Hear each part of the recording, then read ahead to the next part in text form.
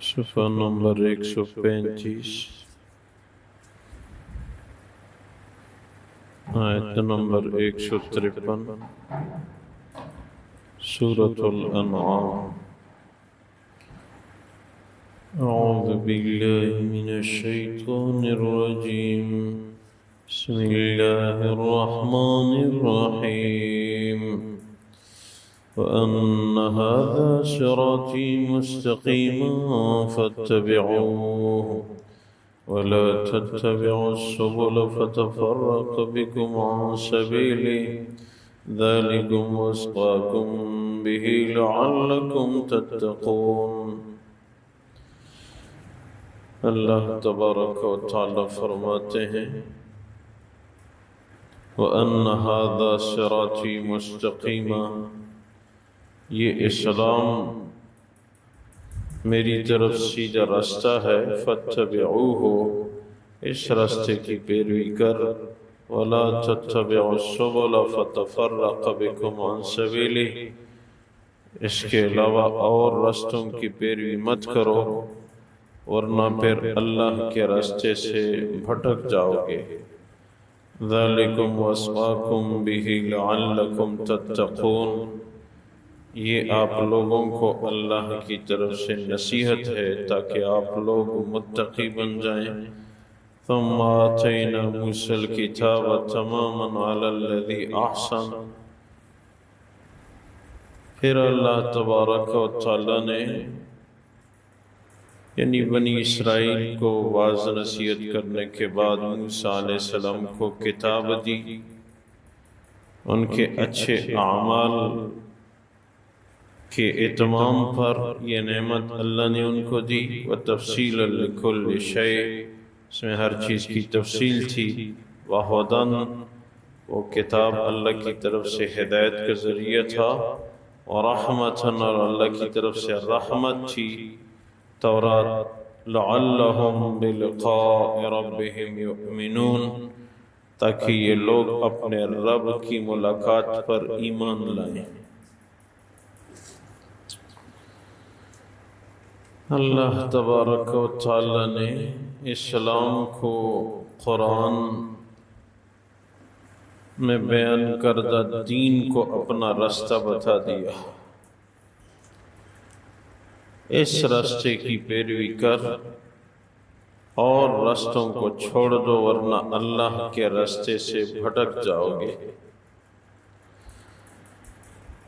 اسلام اللہ کا راستہ ہے۔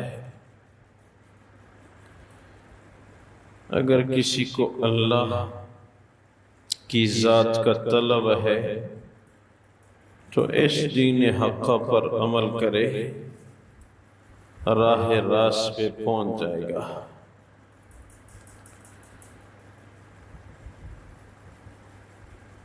اور بھی بہت سارے راستے ہیں دنیا میں۔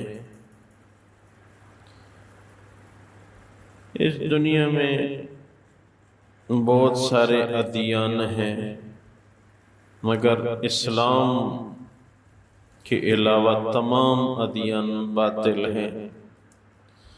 ان پہ عمل کرنا جنت کا راستہ نہیں ہے۔ سب سے زیادہ کثیر تعداد اس وقت دنیا میں جس دین کی پیروی کی جا رہی ہے وہ عیسائیت ہے۔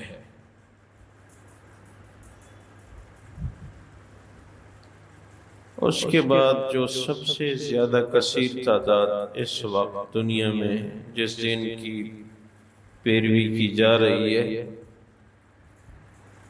وہ بدھ مت والے ہیں۔ چائنا اور برما کے بعض علاقے، اسی طرح بنگلہ دیش کے بعض علاقے، یہ دنیا میں دوسرے نمبر پہ ہے۔ تیسرے نمبر پہ مسلمانوں کی تعداد ہے، اور رہا یہودیت کا مذہب سب سے کم تعداد، یہودیوں کی تعداد دنیا میں بہت کم ہے۔ اس کی کمی کی وجہ کیا ہے؟ اس کی بڑی وجہ یہ ہے کہ ہیں تو حضور اقدس صلی اللہ علیہ وسلم کے دور سے چلے آ رہے ہیں۔ اللہ کے رسول نے جب ہجرت کی تو مدینہ منورہ میں مسلمانوں کی تعداد کے مقابلے میں یہودیوں کی تعداد زیادہ تھی۔ 3 مستقل قبیلے آباد تھے، بنو قریظہ، بنو نذیر، بنو قینقاع، 3 بڑے قبیلے تھے، کثیر تعداد۔ مگر مسلمانوں کی تعداد اتنی بڑھ گئی اور ان کی تعداد میں اضافہ نہیں ہوا۔ اس کی سب سے بڑی وجہ یہ ہے کہ ایک تو ہمیشہ کے لیے اسلامی تاریخ میں یہودیوں نے اسلام کے خلاف جتنی سازشیں کی ہیں، کسی اور دین والوں نے مسلمانوں کے خلاف اتنی سازشیں نہیں کی۔ ہمارے نبی کی تاریخ پڑھیں، اس دور سے ان کی یہ سازشیں چلی آ رہی ہیں۔ صحابہ کرام کو انہوں نے بہت ستایا، بہت تکلیفیں دی، اور آج بھی عالم اسلام کے خلاف جو سب سے زیادہ خطرناک سازشیں بنانے والے لوگ ہیں وہ یہودی ہیں۔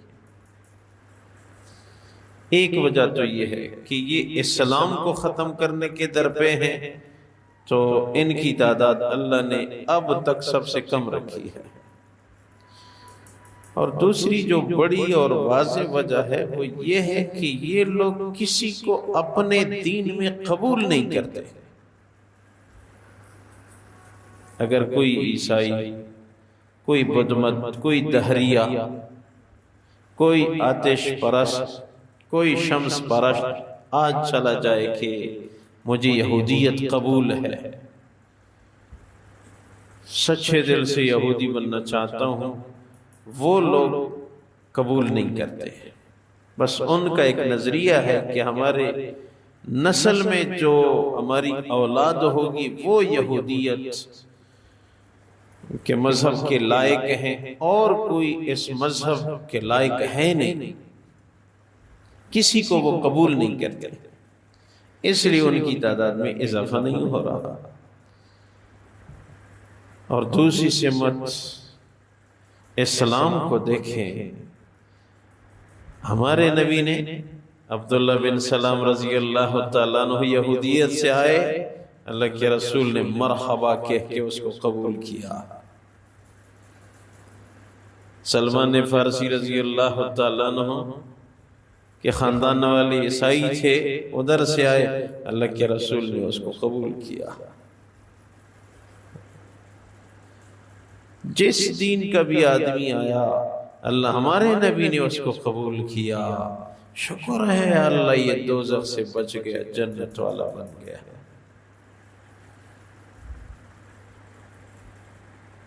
اور ہمارے نبی نے اور صحابہ کرام نے دیگر ادیان میں جتنی محنت کی کہ یہ ہمارے دین میں آ جائیں ہیں،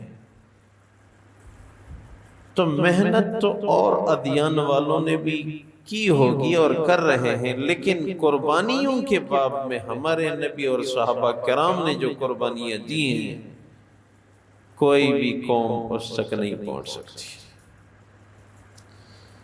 اور جس دین کے لیے امت کے لوگ قربانی دیتے ہیں،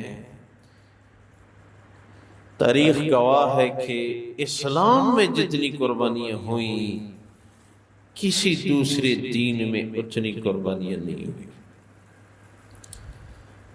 اب یہاں تک ہم سوچیں کہ ابو بکر صدیق رضی اللہ تعالیٰ عنہ نے سب کچھ پیش کیا، سوئی تک تحقیق کی کہ کوئی چیز باقی نہ بچے۔ حدیث کے باب میں جب یہ بات آ جاتی تو ہمارے حدیث کے استاذوں میں سے تھے، وہ آبدیدہ ہو جاتے اور فرمانے لگتے، اے ابو بکر،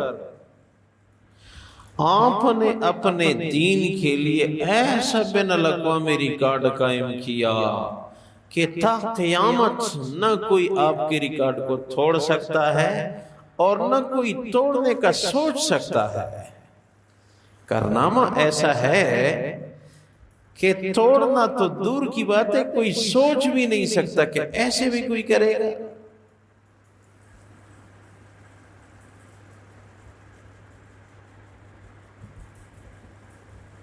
اور ساتھ یہ ذکر کہ اللہ تبارک و تعالیٰ نے موسیٰ علیہ السلام کو تورات عنایت فرمائی۔ ایک ہوتا ہے نبی، ایک ہوتا ہے رسول۔ رسول اس کو کہتے ہیں جس کے پاس آسمان سے وحی آتی ہو اور اس کی شریعت اپنی ہی ہو، اور اس کے پاس آسمانی کتاب بھی آئی ہو، اس پیغمبر کو ہم شریعت کی اصطلاح میں کہتے ہیں یہ رسول ہے۔ اور نبی کس کو کہتے ہیں؟ جس کے پاس آسمان سے وحی آتی ہو، چاہے اس کے پاس اپنی کتاب ہو یا نہ ہو۔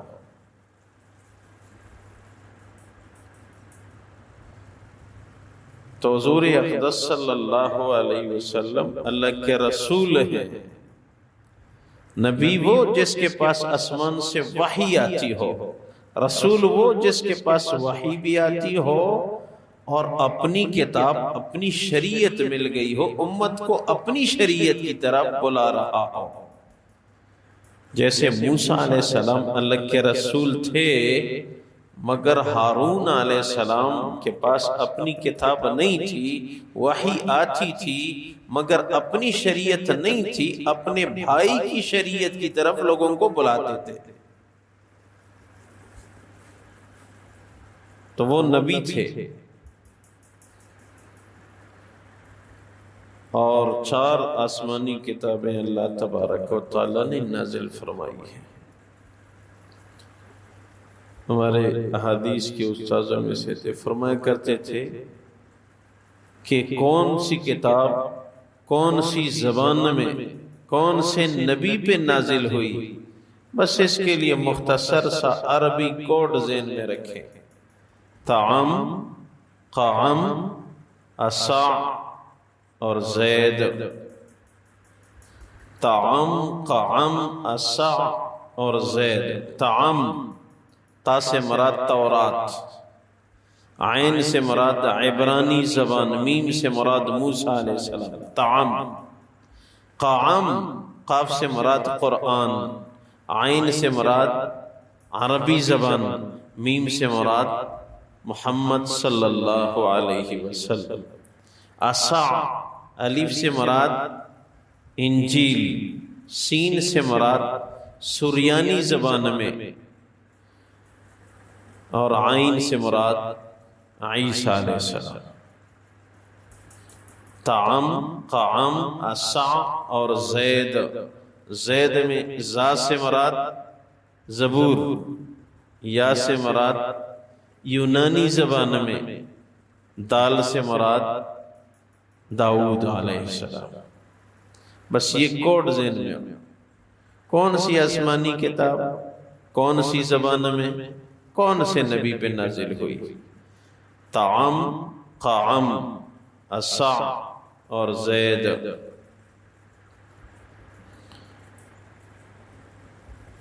بنی اسرائیل کے لیے ہدایت کا ذریعہ تھا، اور تورات بھی اللہ کی طرف سے رحمت اور کامل آسمانی کتاب تھی، مگر قرآن آتی ہی یہ کتابیں منسوخ ہو چکی ہیں۔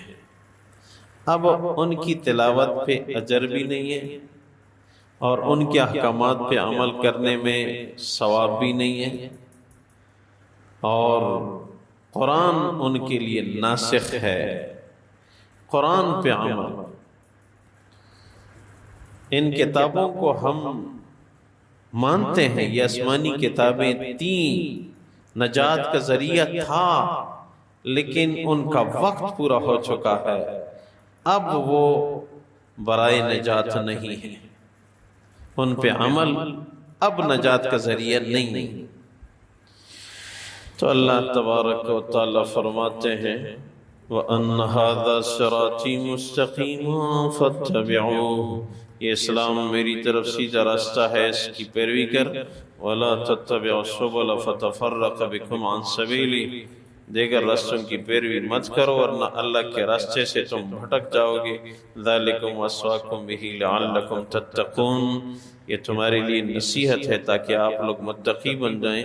ثُمَّ آتَيْنَا مُوسَى الْكِتَابَ تَمَامًا عَلَى الَّذِي أَحْسَنَ، بنی اسرائیل کو واضح و نصیحت کے بعد اللہ نے تورات کی کتاب عنایت فرمائی تاکہ ان کے اچھے اعمال کی اتمام ہو، بطور نعمت ایک خاص چیز کی عنایت ہو، وَتَفْصِيلًا لِكُلِّ شَيْءٍ وَهُدًى وَرَحْمَةً، اور اس میں ہر چیز کی تفصیل ہو، یعنی ان کے لیے احکامات کی وضاحت ہو اور اللہ کی طرف سے ہدایت اور رحمت ہو۔ لَعَلَّهُمْ بِلِقَاءِ رَبِّهِمْ يُؤْمِنُونَ، تاکہ وہ لوگ اپنے رب کی ملاقات یعنی آخرت پہ ایمان لائیں۔ یا اللہ اپنی بارگاہ میں قبول فرما۔